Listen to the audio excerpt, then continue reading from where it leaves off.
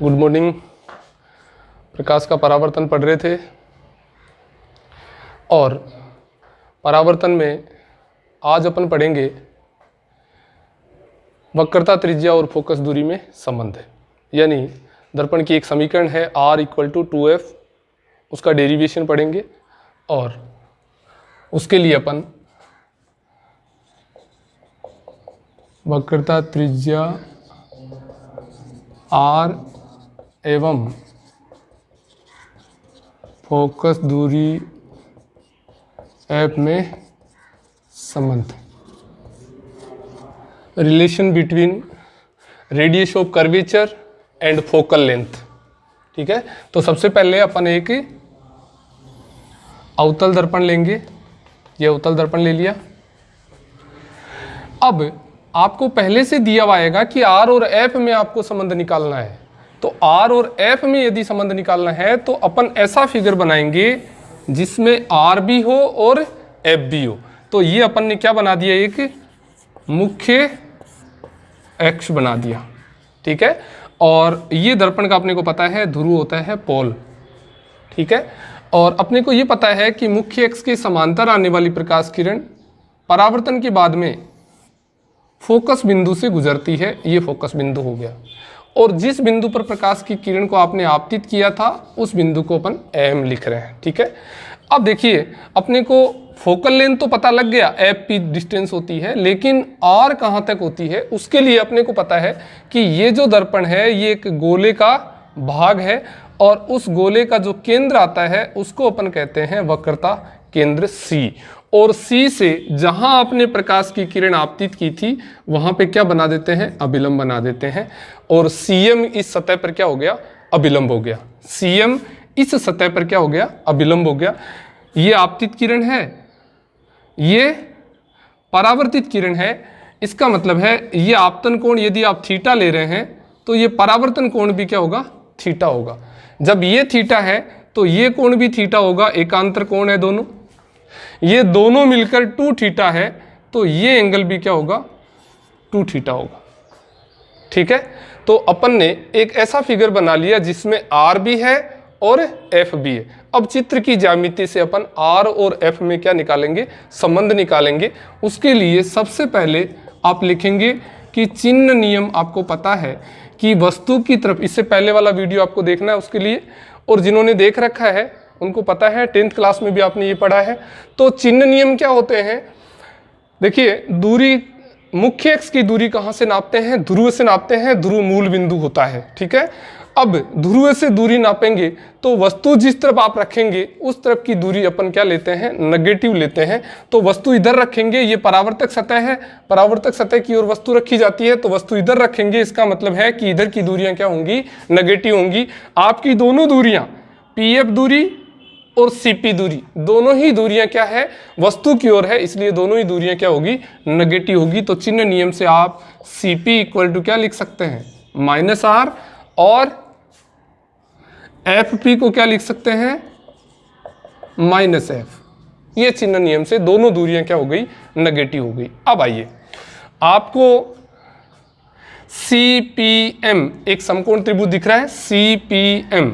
ध्यान रखिए ये जो दर्पण है ये इतना बड़ा होता नहीं है, ये बहुत छोटे दर्पण होते हैं। अपने सिलेबस में है वो छोटे दर्पण है। और ये जो प्रकाश की किरण है ये पराअक्षीय है। पराअक्षीय का मतलब है इस अक्ष के बहुत ही पास है। दर्पण छोटा है इसलिए इस अक्ष के बहुत ही पास है, इसलिए सारे कोण ये क्या होंगे, बहुत छोटे होंगे। और MP ये बहुत छोटी सतह है, इसका मतलब है ये क्या होगा, यहाँ पर अभिलंब होगा। तो आपके पास समकोण त्रिभुज हो गया CPM। तो मैं यहाँ लिख रहा हूं समकोण त्रिभुज CPM में, CPM दिख गया आपको। इसमें ये इसका नॉर्मल है, लंब है, और ये इसका बेस है, आधार है। लंब बटा आधार आप क्या निकाल सकते हैं, tan थीटा निकाल सकते हैं। तो tan थीटा = हो गया PM नॉर्मल, और ये बेस यानी CP क्या हो गया, आपका बेस हो गया। अब PM/CP का मान क्या है, CP की वैल्यू यहां से यहां तक आपको पता है -R है, तो ये लो -R। थीटा अल्प हो तो, थीटा बहुत ही कम हो तो टेन थीटा को क्या लिख सकते हैं, नियरली इक्वल थीटा लिख सकते हैं। तो मैं इस टेन थीटा की जगह क्या लिखूंगा, थीटा लिखूंगा। इसके लिए आप टेन थीटा का प्रसार देखेंगे, और टेन थीटा का जो प्रसार होता है वो होता है, मैं यहाँ लिख के बता रहा हूँ, tan theta equal to theta plus theta cube by 3 plus 2 theta 5/15 plus so on. अब थीटा बहुत कम है तो ये आगे के जो पद हैं थीटा की जो उच्च गाते हैं वो बहुत छोटी हो जाएगी, इसलिए थीटा की तुलना में इनको अपन नगण्य मान सकते हैं, इसको अपन छोड़ सकते हैं। तो टेन थीटा नियरली इक्वल क्या आएगा, थीटा आएगा। तो टेन थीटा को अपन ने थीटा लिख दिया। इस टेन थीटा की जगह थीटा लिखेंगे तो थीटा बराबर क्या आ गया, Pm/-r। समीकरण नंबर 1। अपन ने थीटा की वैल्यू निकाल ली। उसके बाद अब देखिए दूसरा समकोण त्रिभुज क्या है, FPM। दिख रहा है आपको, FPM। तो यहां लिखेंगे समकोण त्रिभुज FPM में, FPM में tan 2 theta normal upon base, लंब बट्टा आधार। तो tan 2 थीटा की वैल्यू अपन निकाल लेंगे। tan 2 थीटा इक्वल टू क्या आ जाएगा, MP अपॉन या PM अपॉन FP। तो PM अपॉन FP, और यहां से tan 2 थीटा की वैल्यू क्या आ गई, PM की वैल्यू कितनी है, PM है, और FP क्या है, -f है। चिन्ह नियम से ये अपने को पता है, तो इसको लिख देंगे PM अपॉन -f। क्लियर है। 2 थीटा अल्प हो तो 2 थीटा अल्प हो तो tan 2 थीटा को क्या लिखेंगे, नियरली इक्वल टू 2 थीटा लिखेंगे। तो इसकी जगह 2 थीटा लिख देंगे, और 2 थीटा लिखेंगे तो ये आएगा PM अपॉन -f। तो 2 थीटा लिखते हैं तो क्या आता है देखिए,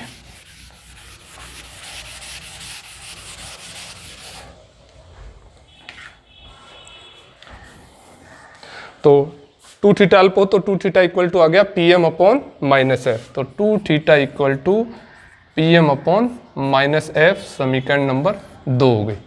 अब अपन 1 और 2 समीकरण जो है उन दोनों से थीटा का मान यहां रख देते हैं। तो आप लिखेंगे यहां पे समीकरण 1 व 2 से 2 इंटू थीटा की वैल्यू क्या है, PM अपॉन -r। तो PM अपॉन -r इक्वल टू PM अपॉन -f।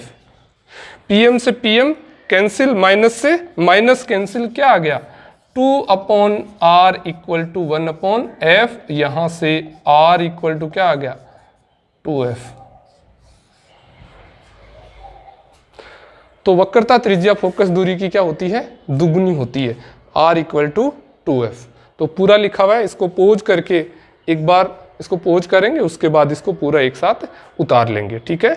तो वक्रता त्रिज्या आपकी फोकस दूरी की क्या आ गई, दुगुनी आ गई, चाहे उत्तल दर्पण हो चाहे अवतल दर्पण हो। r इक्वल टू क्या होता है, 2f होता है। चिन्ह नियम आपको काम में लेने हैं। जब भी आप क्वेश्चन करेंगे r इक्वल टू 2f पर न्यूमेरिकल क्वेश्चन करेंगे, आपको चिन्ह नियम यूज करने हैं अवतल दर्पण के लिए और उत्तल दर्पण के लिए। ठीक है। इससे अगली जो इक्वेशन होगी दर्पण की, जो दूसरा जो सूत्र होगा उसको कहते हैं दर्पण समीकरण। वो अपन नेक्स्ट वीडियो में पढ़ेंगे, और इसके बाद 1-2 आप न्यूमेरिकल क्वेश्चन इन पे लगाएंगे। धन्यवाद।